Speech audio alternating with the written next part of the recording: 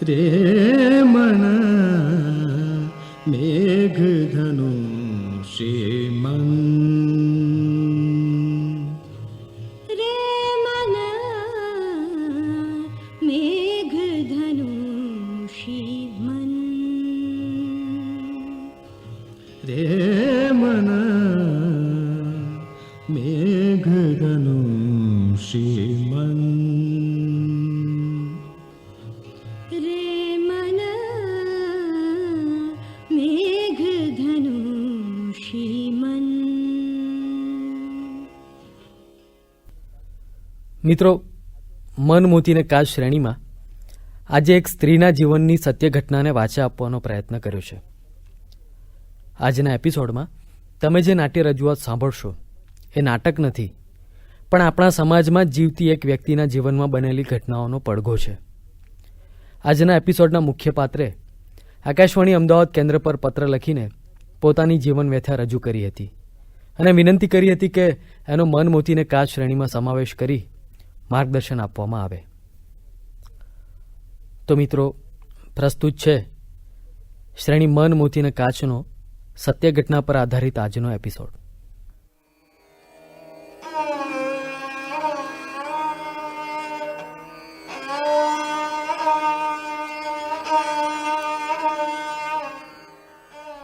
ક્યારેક મને થાય છે કે રાત દિવસ સાથે જીવનારા બે માણસો એકબીજાને કેમ નહીં સમજી શકતા હોય. લગ્ન શું ફક્ત બે શરીરોનો સંબંધ છે? તો શા માટે એને 7 જન્મનો સાથે જોડવામાં આવે છે? શા માટે લગ્નને બે આત્માઓનો, બે મનનો સંબંધ કહેવાય છે? લગ્ન સમયે લેવાતી સપ્તપદીની પ્રતિજ્ઞાઓમાં શા માટે એમ કહેવાય છે કે ધર્મે ચ, અર્થે ચ, કામે ચ, નેતિ ચરામી? ધર્મ, અર્થ અને કામ એ ત્રણેય વિષયોની પતિની જવાબદારીમાંથી ન છટકવાની નેતિ ચરામીની એ પ્રતિજ્ઞા શું માત્ર શબ્દો પૂરતી જ હોય છે? ધર્મ અને અર્થને નેવે મૂકીને માત્ર કામ અને કામ પૂરતો સંબંધ રાખનારા પતિ માટે આ સમાજે કેમ કોઈ ધોરણો નિશ્ચિત નથી કર્યા? જાહેર બળાત્કારો માટે તો સરકારે કાયદો નક્કી કર્યો છે.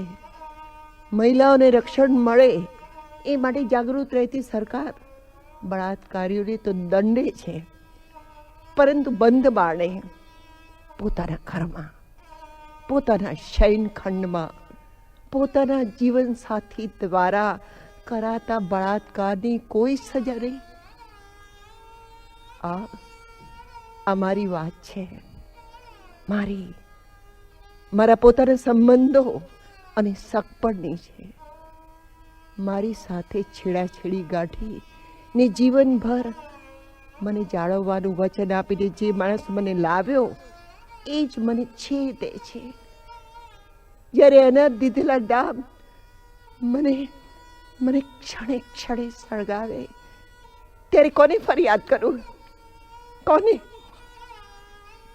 20 વર્ષની માતા પિતા વગરની અનાથ છોકરી જ્યારે લગ્ન કરે ત્યારે એની કેટલી કલ્પનાઓ હોય, ક્ષમણા હોય, સંવેદનો હોય, પતિ સાથેના સંબંધના, એના સ્પર્શના.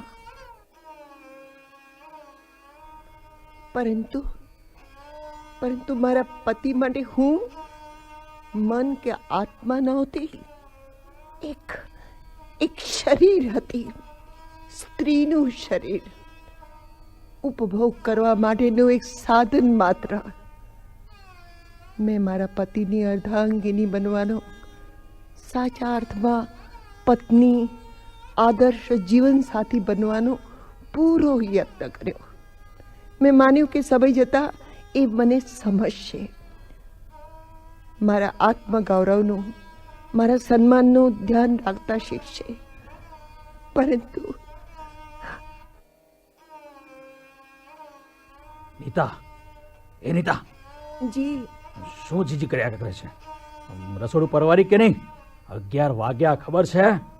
ના બસ જરા સોનલ તેજલે સુવડાવીને. ઘર, રસોડું અને છોકરા આજ કર્યા કરવાનું છે કે તારી મારા તરફ પર કઈ ફરજ છે કે નહીં? તો આ બધી તમારા માટે જ તો. એક તો આ તારા છોકરા 12 વાગ્યા સુધી પેપે કર્યા કરે છે. હમણાં સુવડાવું. પછી આવ જટ. જી.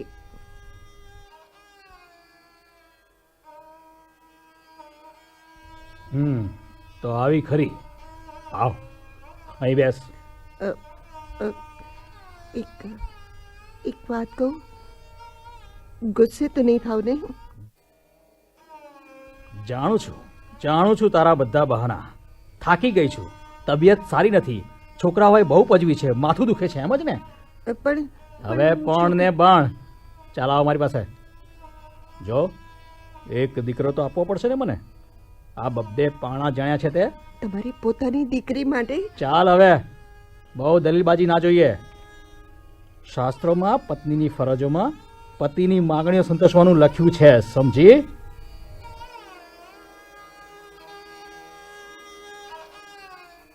સમય વીતતો ચાલ્યો. દરમિયાનમાં મારા પતિએ આગળ ભણવાનું નક્કી કર્યું. ICW નો કોર્સ કરી તો એક ઓફિસર બન્યા. 2 દિવસ માત્ર ચા પર રહીને, બાળકોને ઉતરેલા કપડાં પહેરાવીને, ઉતરેલા 2 જોડી કપડાં પર વર્ષો ખેંચીને મેં માન્યું કે હું આખને સાચવું છું. 4 બાળકોને ભણાવ્યા, એમની જરૂરિયાતો, અભ્યાસનું ધ્યાન રાખીને એમને એમની દિશા અપાવી. અને હું ત્યાંની ત્યાં રહી ગઈ. જે પતિ ઘર ચલાવવાના પૈસા આપતી વખતે પત્ની પાસે અમુક રીતે પ્રેમ કરાવવાની શરતો મૂકે. ચિત્રોમાં, ગંદી ફિલ્મોમાં અને પુસ્તકોમાંના વર્ણનો વાંચીને પત્ની પાસે એવું વર્તન કરાવે. એને પતિ કહેવાય કેવી રીતે? લગ્ન જીવનના 20 વર્ષે, 42મા વર્ષે મારા પતિ મારા કમરામાં દાખલ થાય તો મને ફફડાટ થાય છે. હજી એમની નજર એક શિકારીની જ છે. આ કેવા લગ્ન છે? કેવો સંબંધ છે? શું એક સ્ત્રીને વ્યક્તિ તરીકે જીવવાનો હક નથી? અને જો છે તો કેમ બંધ બારણા પાછળ કરાતો વ્યવહાર અલગ હોય છે? માતા પિતા વગરની, 4 બાળકોની માતા એવી પોતાની પત્ની જેણે સુખ દુઃખમાં સાથ આપ્યો છે, એને ઘડી છૂટાછેડાની ધમકી આપતા પતિ માટે સમાજના ઠેકેદારોને કંઈ કહેવાનું છે ખરું?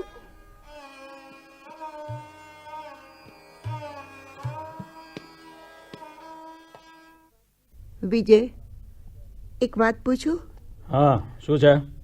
આ સોનલના લગ્ન નજીક આવી ગયા છે, છતાં તમે મને કંઈ કહેતા નથી. શું કહું?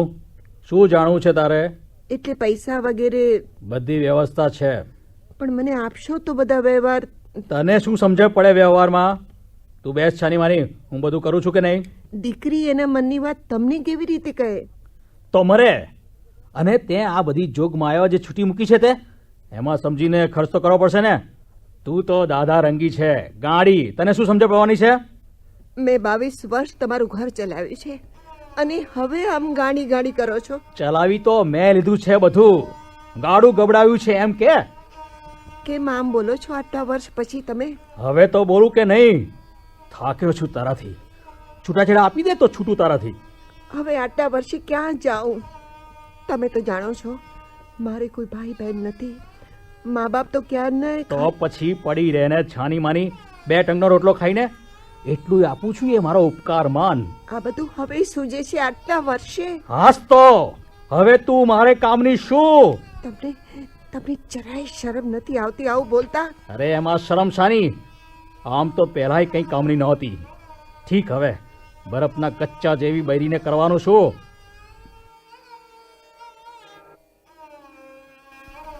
આ ભાષા, આ વર્તન અને આ પ્રકારના મારા તરફના તિરસ્કારે મને 3 વાર આપઘાત કરવા ધકેલી છે. બીકણ અને ડરપોક પ્રકૃતિના હોય એ મને મરવા પણ દેતા નથી. મારા આપઘાતના પ્રયત્નો પછી જ્યારે જુબાની આપવાનો સમય આવે ત્યારે હાથ પગ જોડી માફી માંગી કરગરીને સુધરી જવાના વચનો આપીને પણ મારું સ્ટેટમેન્ટ બદલાવી દે છે. હે ઈશ્વર, હે ઈશ્વર, તું મને મારા કયા ગુનાની સજા આપવા માટે જીવતી રાખે છે એ મને નથી સમજાતું. કુદરતનો અનોખો ન્યાય તો એ છે કે જે બાળકો માટે મેં જાત ઘસી નાખી, જે બાળકોને ખાતર અપમાનો અવહેલના સહન કરી, એ જ બાળકો મને ગાંડી ગણે છે, એમના પપ્પાનો પક્ષ લઈ મારી સાથે ઝઘડે છે. આ શું મમ્મી, આખો દિવસ હાથ શું કામ ધોયા કરે છે? ડોક્ટરને બતાવો એને, આમ ને આમ છટકી જવાનું છે ક્યાંક. અરે કોઈ ઘરે આવે ને તોય ઘરમાં પોતા જ કર્યા કરે છે. દિવસમાં 3-4 વાર તો નાય છે. ચક્રમ થઈ ગઈ છે તારી માં. અરે પપ્પા, હમણાં સવિતા માસીને ત્યાંથી લગ્નમાંથી આવ્યા ને તો આવીને આખું ઘર ધોવા બેઠી. હવે 2 દિવસમાં શું થઈ જવાનું હતું? મેં કહ્યું ને એનું ખસી ગયું છે. અને મમ્મી તને કહું છું હા, પ્લીઝ, મારા ફ્રેન્ડ્સ આવે ને ત્યારે આવી રીતે વારે ઘડીએ બાથરૂમમાં નાવા ના જા. પરમ દિવસે શીલા વાંચવા આવી હતી. 4-5 કલાકમાં મમ્મી 3 વાર નાવા ગઈ. શીલાએ મને પૂછતી હતી. હા, આ મારી સુગાળ વૃત્તિનું પરિણામ હતું. એક માણસ પોતાની ન ગમતો સ્પર્શ કેટલાય સમય માટે સહન કરી શકે. મને મારા શરીર પર સાપ ફરવાનો ભાસ થતો. ગમે તેટલી વાર નાયા પછી મને મારું શરીર ગંદુ લાગતું. ચારે તરફ ગંદકી, સ્પર્શની, વૃત્તિની ગંદકીનો ભાસ થયા કરતો. મારા પતિની જિદ્દ, અહંકાર અને કામી વૃત્તિએ મારું જીવન બરબાદ કરી નાખ્યું છે. આજે લગ્ન જીવનના 44મે વર્ષે હું પોતે 64મું વર્ષ જીવી રહી છું. આ સમાજની પાષાણ વૃત્તિ સામે મેં આંખો મીચી દીધી છે. છેલ્લા 10 વર્ષથી મારે કશું જોવું પડતું નથી. મારી આંખોનું તેજ ચાલ્યું ગયું છે. 170 જેટલું હાઈ અને 100થી ઓછું બીપી વારંવાર બદલાય છે. મારી નર્વસ સિસ્ટમ ઉપર, મારા સ્વભાવ અને મારા દેખાવ પર મેં ગાળેલા ભયાનક વર્ષોની અસર પડી છે. છેલ્લા 5 વર્ષથી રિટાયર્ડ થયેલા મારા પતિ અને હું એક જ ઘરમાં રહેવા છતાં એકબીજાની સાથે બોલવાનો પણ વ્યવહાર ધરાવતા નથી. તે મન મેઘધનુ શ્રીમન रे मन मेघधनुषी मन રે મન મેઘધનુ શ્રીમન रे मन मेघधनुषी मन.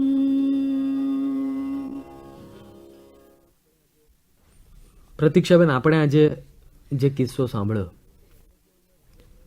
હવે જોયું કે લગ્ન જીવનના જુદા જુદા તબક્કે આ આપણું જે મુખ્ય પાત્ર છે તેની પરિસ્થિતિમાં કોઈ ફેર પડ્યો નથી. એનું પોતાનું શોષણ થયું હોવાની લાગણી જ એને થઈ છે. તો લગ્ન જીવનમાં આવું શાથી બનતું હોય? આમ તો સામાન્ય રીતે એવું બને છે જયેશભાઈ કે લગ્ન જીવન એક બહુ લાંબી યાત્રા છે અને એમાં કોઈક તબક્કા તો દરેકના જીવનમાં વિષમ આવી જાય છે. કેટલાક યુગલોને જીવનના પ્રારંભિક અવસ્થામાં જ આ વિષમતાનો સામનો કરવો પડે, તો વળી કેટલાક મધ્ય વયે પહોંચે ત્યારે, કેટલાકને વૃદ્ધાવસ્થામાં. પણ આપણે આ કિસ્સામાં જોયું કે બેનની દશા તો શરૂઆતથી અંત સુધી એવી ને એવી જ રહી છે, અને વૃદ્ધ થયા પછી પણ એના સંતાનોના જે કંઈ પ્રતિભાવો છે એ બાબતમાં પણ એમને પક્ષે તો ગુમાવવાનું જ આવ્યું છે. તો એમ કહેવાનું મન થાય છે કે કોઈ શા માટે આટલું બધું સહન કરે? માણસ સામાન્ય રીતે પોતે કંઈ પણ કરે ત્યારે એનું પરિણામ જોવે અને પરિણામને આધારે પોતાના વર્તનમાં પરિવર્તન લાવે. આ એક સહજ માનવ શિક્ષણની પ્રક્રિયા છે. પણ આપણે જોયું એ કેસમાં એવું બન્યું છે કે એ બહેને પરિણામ ઉપરથી કશું શીખ્યા જ નથી, કશું બદલ્યું જ નથી, અને સતત એક ધારી રીતે, હવે સદગુણની દ્રષ્ટિએ જોઈએ તો આપણે એના વખાણ કરવા પડે કે ભાઈ કુટુંબ માટે એણે આટલું બધો ભોગ આપ્યો. પણ મારી દ્રષ્ટિએ મને એવું લાગે છે કે આવું કોઈએ શા માટે કરવું જોઈએ? એ સદગુણ જો પોતાના માટે શાપરૂપ બની જતો હોય, અને જો સમજીને તમે સહન કરી શક્યા હોત તો એ સદગુણ હતો. પણ જ્યારે તમારા ઉપર એની ખરાબ અસર પડતી જ જાય છે તો ચોક્કસ જ આપણે આટલા બધા ઉદાર કે સદગુણી નથી એ વાતની પ્રતીતિ થઈ જવી જોઈતી હતી. અને જિંદગીમાંથી મારે જે લેવું છે એ મને મળતું નથી તો કઈ રીતે લઉં, એવું ક્યારેક તો આ જિંદગીમાં તમારે અટકીને વિચારવું જ જોઈતું હતું, પણ એમ થઈ નથી શક્યું. આપણે દોષ એ બહેનનો પણ નથી કાઢતા, બીજાનો પણ બહુ નથી કાઢતા. એમની જિંદગીમાં એક સ્પષ્ટ વાસ્તવિકતા મને એ દેખાય છે કે એનો પતિ એ કાચી સમજનો છે કે એવું નથી, પણ એના વ્યક્તિત્વનું ઘટક જ એવું છે કે એ બીજા પાસે લેતા જ શીખ્યા છે. પોતાની ભૂમિકા બરાબર ભજવવાની જ નહીં, એટલો બધો આત્મકેન્દ્રી વ્યક્તિ એ છે. અને આ બેનને અંદર અંદર એવી આશા હતી કે હું જેમ વધારે કરીશ એમ ક્યારેક એ માણસ કૂણો પડશે, ક્યારેક મારી કિંમત સમજશે, ક્યારેક મને ઇજ્જત આપશે, ક્યારેક મારા કામની કદર કરશે. આ આશામાં એ કરતા જ ગયા. પણ એમને ખબર નહોતી કે આ વ્યક્તિત્વનો પ્રકાર જ એવો છે આ વ્યક્તિનો કે એ આ વસ્તુનો ફાયદો લીધા કરે પણ એને જોઈએ એવું સ્વીકાર ના કરે. આ વાતનો થોડો ખ્યાલ એમને જો વહેલો આવી ગયો હોત તો એમણે એમનું વૃદ્ધત્વ બચાવી લીધું હોત. પણ આ પેલા ભાઈનું વ્યક્તિત્વ એવું છે, સામે બહેનનું વ્યક્તિત્વ પણ આ પરિસ્થિતિની વાસ્તવિકતાને જોવાનું નથી રહ્યું. એ પણ એક પ્રવાહમાં તણાઈને કામ કરતા જ રહ્યા છે. એટલે પોતાની ગતિથી નથી ચાલ્યા, પણ કોઈક અપેક્ષાઓના ધક્કાથી જ કાયમ જિંદગી પૂરી કરી. આવું બન્યું છે. હવે સંતાનો પણ પોતાની માતાની પરિસ્થિતિને સમજવામાં ઊણા ઉતર્યા હોય એવું આ ઘટનાથી લાગે છે આપણને. એમને ખબર છે કે માતાએ તેમના ઉછેર માટે કેટલો ભોગ આપ્યો છે, અને આ ખબર હોવા છતાં પાછળથી એ લોકો બદલાઈ જાય છે. તો આના માટે શું કહી શકાય? સામાન્ય રીતે એવું બનતું હોય છે કે સંતાનો જ્યારે વિકસતા હોય છે ત્યારે માતા પિતા બેમાંથી કોણ સફળ છે એ અજાણતા અને અજ્ઞાત રીતે જ એ વ્યક્તિને એ પોતાના જીવનનું મોડેલ બનાવી દે છે. એટલે એમણે જોયું કે આટલું કરીને માતા તો દુર્દશામાં જ જીવે છે, તો જીવવાની આ કોઈ રીત નથી, જ્યારે મારા પિતા કશું ના કરીને બી ઘણું મેળવે છે. તો સામાન્ય રીતે વિકસતા સંતાનને સફળતા તરફ જ ખેંચાઈ જવું ગમે, એટલે પોતાની માતાને બદલે પિતા સાથે જ તાદાત્મ્ય સાધ્યું છે. એટલે ખોટો આદર્શ એમના મનમાં સ્થિર થઈ ગયો, કારણ કે સફળતા પેલા ભાઈને જ મળતી ગઈ છે. તો સંતાનો જાણે એવા જ બની જાય છે અને માતાનો દોષ કાઢતા થઈ જાય છે. એમને પણ એમ થાય છે. અને બીજું એ છે કે માતા પ્રત્યે પોતાની ફરજ અદા કરવા માટે પોતે સક્ષમ પણ નથી હોતા. પિતા સામે ફાઇટ આપવી અને માતાને સપોર્ટ કરવામાં પણ ઘણી બધી માનસિક શક્તિ જોઈએ, સમજદારી જોઈએ. તો સંતાનો એમ ન કરે અને સીધું ઓછા સંઘર્ષનો જીવનનો રસ્તો અપનાવે છે. એટલે સ્વાર્થી થઈ જાય છે. અથવા તો આપોઆપ જ એને સ્વાર્થી કદાચ ના કહીએ તો બી ઢાળ બાજુ જેમ પાણી વહે તેમ ઓછા સંઘર્ષવાળો રસ્તો લેવાનું એનાથી પસંદ થઈ જાય છે. અને પછી માતા ડિમાન્ડિંગ બને ત્યારે એમ કે અમે ક્યાં કહ્યું હતું તમે આ બધું કરજો. ત્યારે જે આઘાત લાગે છે કે તો પછી આ બધું મેં કોના માટે કર્યું છે. પણ આ કિસ્સામાં તમને એવું નથી લાગતું કે સંતાનોની ભૂમિકા બહુ મોટી હતી? કારણ કે આ બંને જણ તો કેસ જ હતા. હાજી. તો સંતાનોની ભૂમિકા, સંતાનો આ પરિસ્થિતિને જુદી રીતે લઈ અને કંઈક કરી શક્યા ના, હોત તો એટલે તમને લાગે છે? એ આવી જુદી રીતે ભૂમિકા ભજવવી હોય તો બહુ મોટી જવાબદારીનું કામ થઈ જાય છે. અને કદાચ આ બંને સંતાનો એમના જે છે એના અહમનો પર્યાપ્ત વિકાસ નથી કે જે આ જવાબદારી લઈ શકે. તો પોતાની જાતને આ રીતે ખુલ્લી પાડવાનું પણ ગમે નહીં. આમાં બંને વાત છે કે પિતા સામે સંઘર્ષ કરવો પડે છે જો માતાને તમે પક્ષમાં લો છો તો એ કરતા ફાવતું પણ નથી. કારણ કે આવું શીખવા માટે અહમની પ્રબળતા જરૂરી છે જે એમના વિકાસમાં એમને મળ્યું નથી. એટલે એ લોકો બહુ જ સહેલાઈથી આવી સરળ ભૂમિકાઓ લઈ લે છે. લેવું જોઈતું હતું એ તો છે જ. આજે એમની ઘરમાં કોઈ વડીલ હોય કે આડોશ પાડોશમાં કોઈ હોય ને એ લોકો એમને ચોક્કસ ધક્કો મારીને કહી શકે કે તમે આ ખોટી રીતે વર્તી રહ્યા છો. પણ સામાન્ય રીતે આપણા સમાજમાં આવા કૌટુંબિક મામલાઓમાં કોઈ બહુ પડતું નથી અને એટલે જ આવા માણસો પેલા લોકો ફાવી જાય છે અને આ બહેનને જે દુર્દશાના ભોગ બનવું પડે એવું બને છે. હવે બેને જે વર્ણન કર્યું છે એ પ્રમાણે તેઓ પોતાની જાતને એક નાનકડી ઓરડીમાં પૂરીને જીવી રહ્યા છે, પોતાની જાતને એમાં પૂરીને. એમની છોકરી જે યુવાન છે એને એવું લાગે છે કે આ માતાના ગયા પછી આ કોટડી મારા માટે છે. આના માટે શું કહી શકાય? એટલે છોકરી પણ સમજે જ છે કે મારું ઘડતર પણ મારી માથી જુદું નથી. જાણે કે હું પણ માતાનું એક સાતત્ય રૂપ જ છું, કન્ટિન્યુએશન છું. એટલે એને પણ બીજી રીતે જીવતા આવડતું નથી. એને પણ એમ જ છે કે સમાજ મારી પાસે આવી જ અપેક્ષાઓ રાખશે. મમ્મી કરતાં જુદું કશું જ કરવાની સ્થિતિમાં નથી. તો જે હાલ આજે એને થયા છે એ જ હાલ મમ્મીના થયા છે એવા જ મારા થવાના છે. એટલે એ સ્ત્રી તરીકે પોતાની જાતને આ સિવાય બીજા કોઈ મોડેલમાં જોઈ શકતી નથી. હવે હકીકત એ છે કે જો એને કોઈ મધ્યસ્થી મળે તો ચોક્કસ આમાંથી ઉગારી જ શકે. એ કોટડી એને માટે નથી જ. પણ આવા લોકોએ તટસ્થ વૈજ્ઞાનિક મધ્યસ્થીઓને સાથે રાખીને આ જીવનનો જંગ છેડવો જોઈએ. બાકી આમ જો પરંપરાગત થતું જ જશે તો પછી સ્ત્રીઓની ભૂમિકા આવીને આવી થતી જ જવાની. અત્યારે એની દીકરીને કદાચ એને માટે સંભાવ થતો બી હોય તો પણ હેલ્પલેસ છે, એ કશું કરી નથી શકતી. એટલે કરવા માગતી હશે કે કેમ એ હજી આમાંથી ખબર નથી પડતી, પણ નથી કરી શકતી એ તો આપણે જોઈ જ શકીએ છીએ. પ્રસ્તુત કિસ્સામાં જોયું કે મુખ્ય પાત્ર જે બહેન છે એ વારંવાર પોતું કરવું, હાથ ધોવા કે નવા જેવી ક્રિયાઓ વારંવાર કરે છે. તો આ પ્રકારની ક્રિયાઓના મનોવૈજ્ઞાનિક પરિબળો કયા કયા? સામાન્ય રીતે આવી રીતે બહુ જ ખોટી ભૂમિકામાં વર્ષો સુધી આવી રીતે રહ્યા પછી કોઈક ને કોઈક માનસિક રોગના લોકો ભોગ બનતા જ હોય છે. જ્યારે આવું બને છે ત્યારે ઘરના લોકો કોઈ એની જવાબદારી સ્વીકારતા નથી.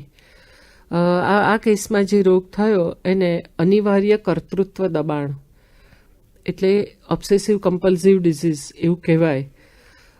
જિંદગીભર જે પુરુષ એને ગમ્યો નથી કે ગમતો નહોતો કારણ કે એની ઇજ્જત કે આદર કરતો નહોતો એવા પુરુષની સેવા એણે કરવી પડી છે. એવા પુરુષની સાથે એને રહેવું પડ્યું છે અને એવા પુરુષની બધી જ સારી ખોટી માગણીઓને તાબે થવું પડ્યું છે. આવા પુરુષ માટે મનની અંદર બહુ જ ખરાબ ભાવ ઊભો થાય, બહુ સમજી શકાય એવું છે. પણ આવું મારાથી વિચારાય પણ નહીં. એ કરીને પાછો પેલો જે ભાવ આવે છે એને પણ એણે સખત દબાવ્યો છે. પરિણામે કંઈક ગંદકી છે, પોતાના વિચારોમાં કોઈ ગંદકી છે એવી અંદર પ્રબળ એક ગ્રંથિ થઈ જાય છે અને એટલે એ સાફ સફાઈ કર્યા કરે છે. માનો કે બહુ સ્પષ્ટ રીતે કહું તો કે એમ થાય કે આ માણસ મરી ગયો હોત તો સારું છે. આવું અચેતન મનમાં ઊભું થઈ શકે કે આ ના હોય તો વધારે સારું ને ના હોવું એનો આ જ અર્થ થયો. પણ પાછું એને એમ થાય છે કે હું એવી સજ્જન સ્ત્રી છું અને મારા મનમાં આવો વિચાર કેમ આવ્યો, એટલે વળી પાછો એ વિચારને દબાવવા જાય છે. એમાંથી આ લક્ષણો પેદા થાય છે. એટલે પોતાની જાત ચોખ્ખી કરી નાખે છે આમ કરીને કે ના ના મને આવા વિચારો આવતા જ નથી. તો આ એક પ્રતિકાત્મક વર્તન હોય છે જેનું પુનરાવર્તન થઈ જાય છે. વારંવાર કરવાથી પોતાની જાતને વારંવાર તસલ્લી આપે છે કે હું આવી કોઈ જ અપરાધી ઈચ્છાઓ ધરાવતી નથી. હું મારા પતિને એણે મને અન્યાય જરૂર કર્યો છે, હું એનાથી સુખી નહોતી, પણ સામે મને આવું કશું થયું નથી. હવે સ્વાભાવિક રીતે આવું થાય તો એમાં આપણી જાત કોઈ રીતે દોષી નથી. જે માણસ આપણને રીબાવે એના વિશે સારો ભાવ તો ના જ થાય, પણ એ પણ એના સંસ્કારમાં કંઈક એવું ઉતારી દીધું છે અંદર કે એવો વિચાર તો આવવો જ ના જોઈએ. એટલે આને સ્વપીડન અને સ્વ કરતા છે ને, જેને એક પ્રતિકાત્મક આવા જે સિમ્ટમ્સ છે કે લક્ષણો છે એ દ્વારા થોડીક રાહત, એક ક્ષણિક રાહત એને આપી જાય છે આવું પુનરાવર્તન કરવાથી. એટલે એના વ્યક્તિત્વની જે આખી કોપિંગ સ્ટ્રેટેજી છે એ આ છે અત્યારે કે મારે જિંદગીમાં ટકી રહેવું છે, જીવતા રહેવું છે, તો હું મારી જાતને આ રીતે સાફ કરીને જ રહી શકીશ. એટલે આવા રોગનો ભોગ બને છે. એટલે દમનની ભૂમિકા અહીંયા બહુ જ મોટી છે. લગ્ન જીવનમાં શાની પ્રાપ્તિને મહત્વ આપવું જોઈએ? સહજ રીતે પુરુષ અને સ્ત્રી લગ્ન દ્વારા શાની અપેક્ષા રાખતા હોય?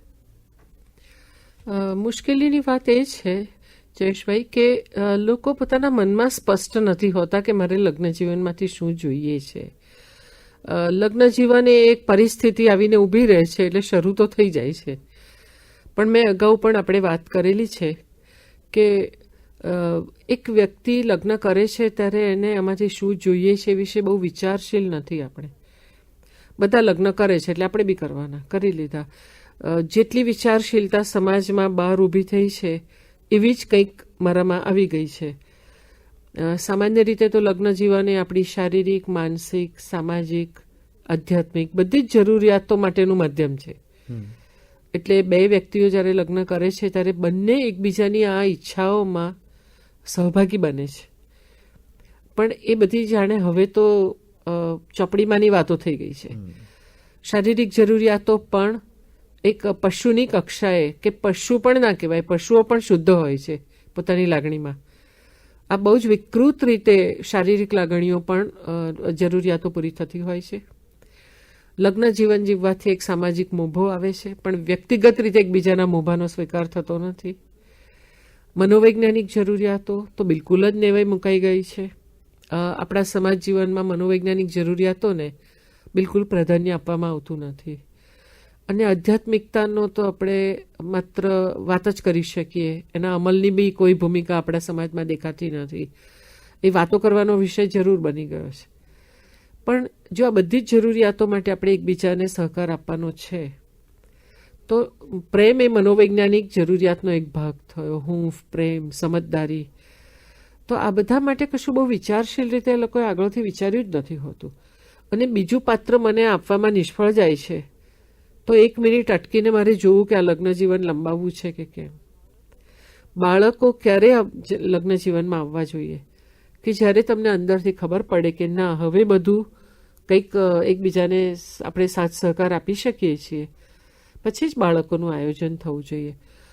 બહુ જ મૂર્ખતાભરી રીતે આપણે ત્યાં બાળકોના જન્મના આયોજનો થતા હોય છે.